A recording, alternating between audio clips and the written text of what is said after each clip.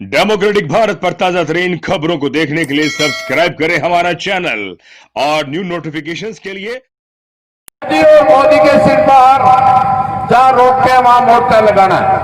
निश्चित रूप से मोर्चा लगा दिया और वहां के मेवात ये तमाम किसान भाइयों ने कहा है कि ये मोर्चा जब तक ये काले कानून वापस नहीं लिए जाएंगे जब तक ये मोर्चा जारी रहेगा, 24 घंटे जारी रहेगा।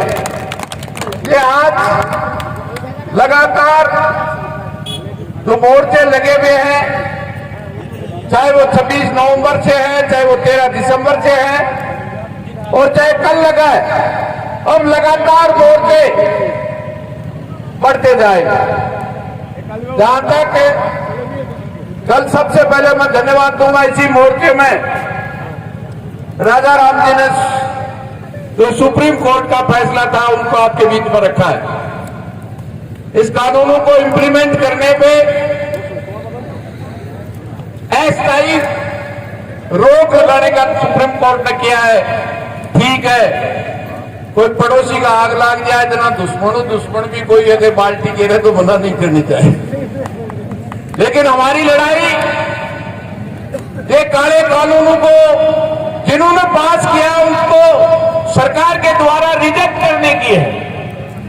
जब तक रिजेक्ट नहीं होते आज स्थगित किया है, अस्थायी रूप से 10 दिन बाद में वापस स्थगित को हटा दें।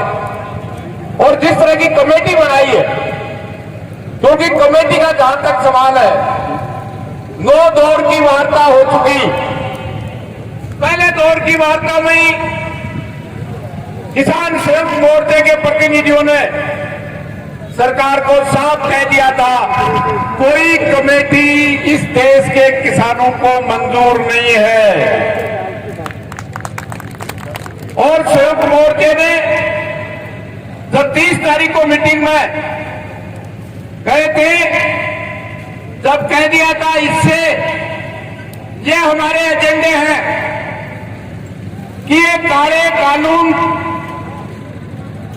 वापस लेने की प्रक्रिया क्या हो, इस पे इस देश का किसान और उनके प्रतिनिधि इस पे वार्ता नहीं करेंगे कि काले कानून वापस हो, संशोधित हो, इस पे नहीं हो। केवल और केवल इस बात पर चर्चा होगी कि जो देश की संसद ने राज्यसभा को झट बता के बहुमत न होते हुए भी वोट नहीं डलवा के और वोट की मांग करने वाले 8 सांसदों को सस्पेंड करके ध्वनि मत से अपनी मर्जी से पास करने का काम किया है। ये कानून जब तक वापिस नहीं होंगे तो इस वापिस करने की प्रक्रिया पे बात हो सकती है। इस पे कोई चर्चा नहीं होगी कि वापिस हो कि नहीं हो, संशोधन हो। और जब तक क्योंकि जब जहर है, क्योंकि वो नीतियां हैं जो 91-92 में उदारीकरण, निजीकरण और वैश्वीकरण की जो नीतियां लागू की गई, जब बहुत से किसान संगठन कह रहे थे और देश की सरकार भी कह रही थी, अब इस देश के किसान को सस्ता बीज, सस्ता खाद, सस्ता डीजल देने की जरूरत नहीं है। अब पूरी दुनिया में ले जाकर, पेरिस, इंग्लैंड, ऑस्ट्रेलिया ले जाकर किसान अपना पैदावार बेचेगा और उसको 4 से 5 गुनी कीमत मिलेगी, किसान माला माल हो जाएगा। और उसका नतीजा आप और हम पिछले 15-16 साल से देख रहे हैं कि लागत, कीमत तो 4 गुना नहीं मिली, लेकिन पिछले 5 साल में जो डीएपी का एक बैग 400 रुपए में मिलता था, वो आज कितने में मिलता है? 1300 में। 3 गुना हुआ कि नहीं हुआ? 91-92 में 20 रुपए लीटर डीजल था, आज राजस्थान में किस भाव मिलता है? 83 और इधर 73। इस पेट्रोल पंप पे 73 है, पेट्रोल 10 रुपए का। और इधर से कोई पंप से ड्रम भरा के ले आए। जयसिंहपुरा खेड़ा के पंप से ड्रम भरा करके कोई किसान अगर शाहजहांपुर का किसान ले आए तो उस पर मुकदमा होता है। अफीम थोड़ी है, अफीम नहीं डीजल है।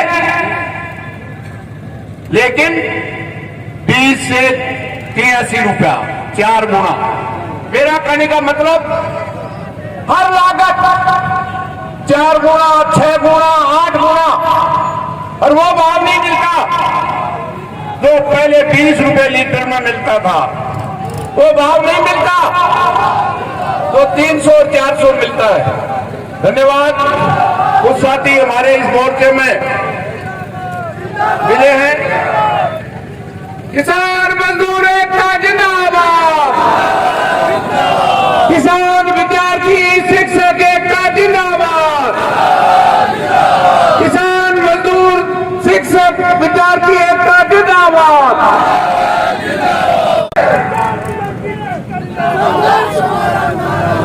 राजस्थान विश्वविद्यालय के शिक्षक जो पढ़ाते हैं वहां से कलेक्टर भी निकलते हैं, आरएएस भी निकलते हैं, डीवाईएसपी और एसपी भी निकलते हैं। वो शिक्षक हमारे बीच में किसान शिक्षक एकता जिंदाबाद जिंदाबाद जिंदाबाद। पूरब से आवाज, पश्चिम से भी आवाज, उत्तर से भी आवाज, पश्चिम से भी आवाज। राजस्थान के विश्वविद्यालय और शिक्षक रूपता के साथी और विद्यार्थी, क्योंकि इस देश के किसान मजदूर के बेटे ही शिक्षक हैं, पढ़ने वाले भी 90% उन्हीं के हैं। अंबानी अडानी का बेटा विदेश में पढ़ता है और किसान मजदूर का बेटा हमारे महाविद्यालय, विद्यालय और विश्वविद्यालय में पढ़ता है। और मोदी जी के खट्टर साहब का तो पटवाड़ा गोलमाल है। इसलिए मैं कह रहा था कि ये हमारी लड़ाई देश की सरकार से इन काले कानूनों को वापस ले, उसकी प्रक्रिया पे चर्चा हो सकती है। दूसरा जो एमएसपी राजस्थान का किसान बाजरा और मक्का में 7,500 करोड़ रुपए का नुकसान हुआ है। ये नुकसान राजस्थान के किसान का हुआ है, चाहे किसी भी धर्म का हो, किसी पार्टी का हो, किसी जाति का हो। जो एमएसपी बाजरे की 350 रुपया है, मक्का की 1850, दोनों में 1000 रुपए क्विंटल का कम में बेचने के लिए मजबूर हुआ है। और मोदी जी कह रहे हैं एमएसपी थी, एमएसपी है और एमएसपी रहेगी, लेकिन खरीदेंगे नहीं। तो आप बताओ 2100 की जगह 4100 भी घोषित कर दे क्या और खरीदे 1 कुंटल नहीं, क्या गारंटी है? तो किसान को फायदा हुआ क्या? न मोदी जी को नुकसान हुआ है, न हमारे गहलोत जी को नुकसान हुआ है। नुकसान इस राजस्थान के किसान को 7,500 करोड़ रुपए का हुआ है। इसलिए उसको कानूनी रूप हो, निश्चित रूप से उससे पहले किसी तरह की इस सरकार से वार्ता 15 तारीख को परसों है। सरकार क्या कहती है वो से भ्रांतियां फैलाने की कोशिश करेंगे। इनके पास पेड होल्डर सोशल मीडिया में है, मोदी मीडिया है।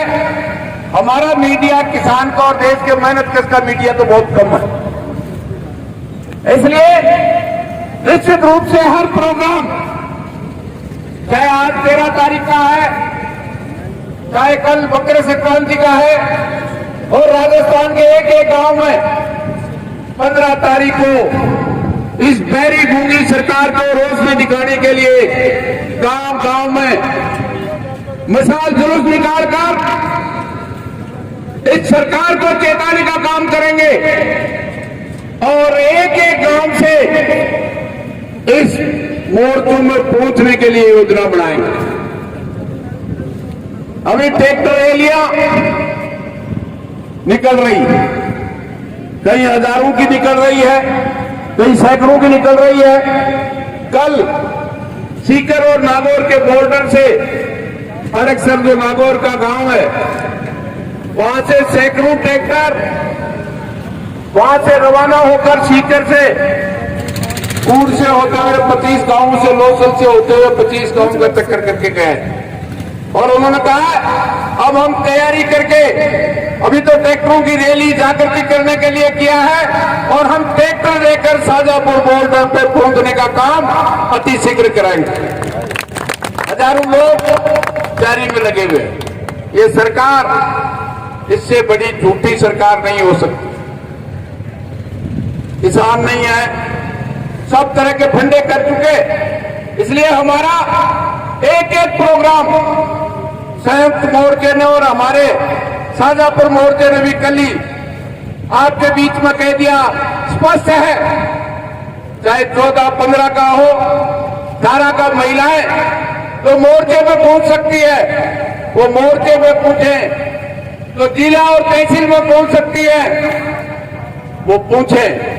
10 तारीख से 20 तारीख तक जन जागरण अभियान है और इसी तरह से ये ट्रैक्टर मार्च जो गांव के बीच में हो रहा है वो भी एक जागृति का तरीका है। निश्चित रूप से 15 तारीख को हजारों ट्रैक्टर, सीकर में भी ट्रैक्टर मार्च करेंगे और मैं समझता हूं इसी तरह से एक एक गांव में, गंगानगर में बहुत बड़ा ऐतिहासिक हजारों ट्रैक्टर मजबूर कर दिया कि इस किसान आंदोलन के लिए कलेक्टर को चेंबर से उठ करके कलेक्ट्रेट के बाहर आकर के ज्ञापन लेना पड़ा राष्ट्रपति के नाम, और साफ लिखा उसमें कि अगर सरकार इन कार्य कानूनों को निरस्त नहीं करती है तो यही ट्रैक्टर लेकर 26 तारीख की गणतंत्र दिवस की परेड में देश की राजधानी दिल्ली में भी मार्च, ये ट्रैक्टर लाखों की संख्या में मार्च करेगी।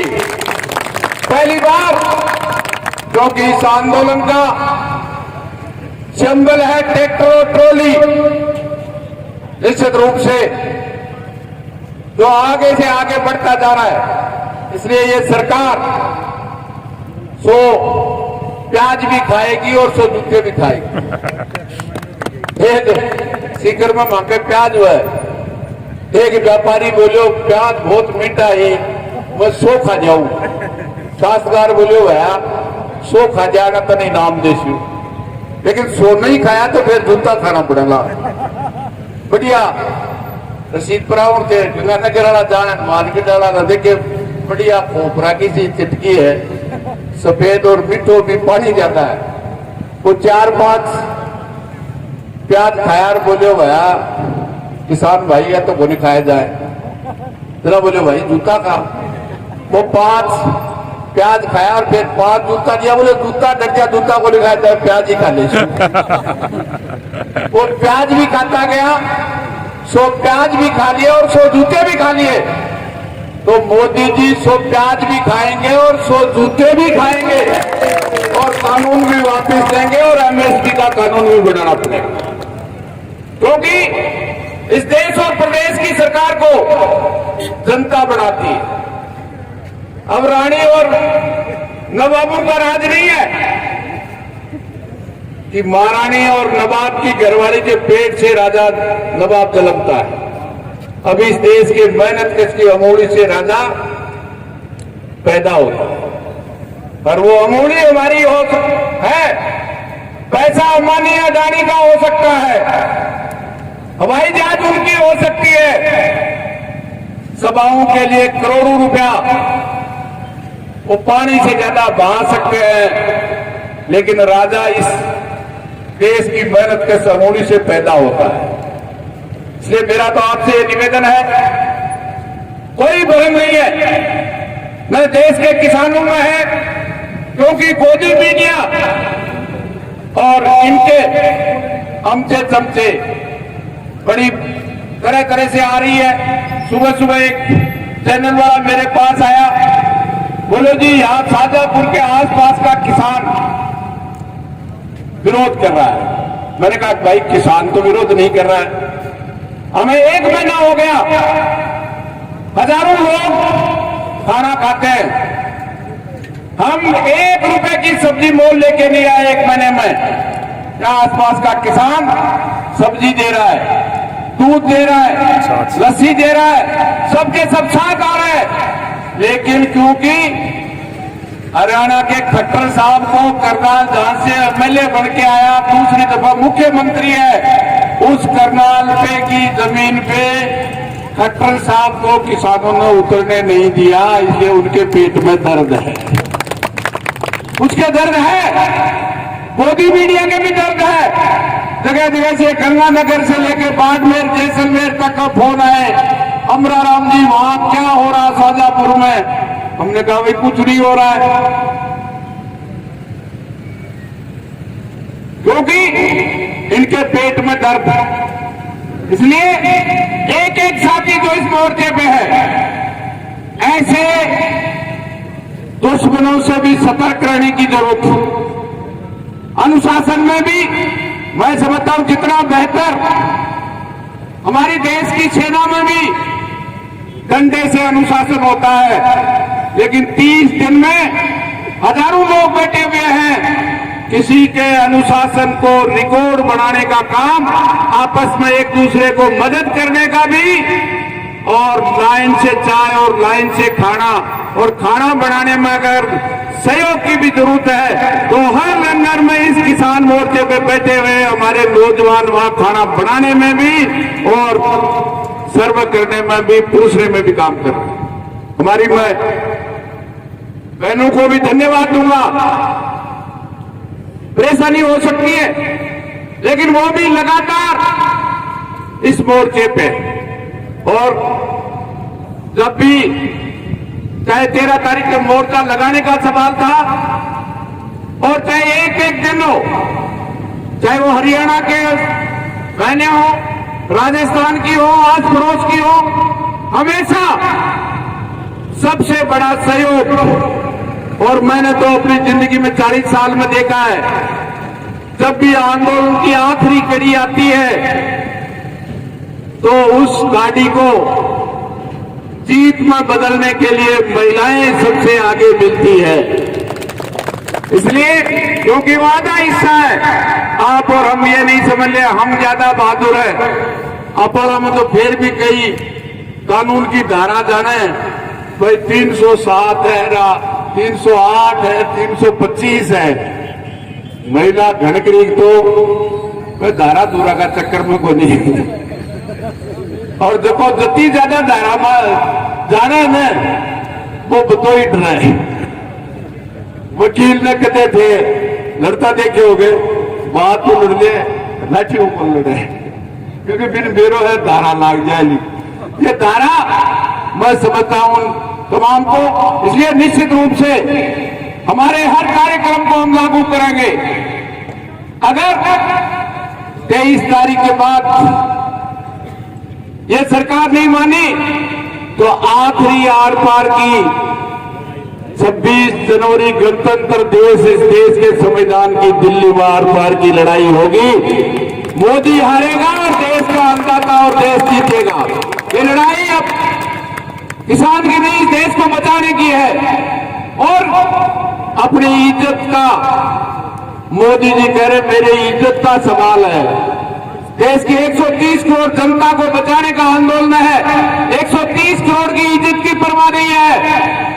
दर्जनों किसानों ने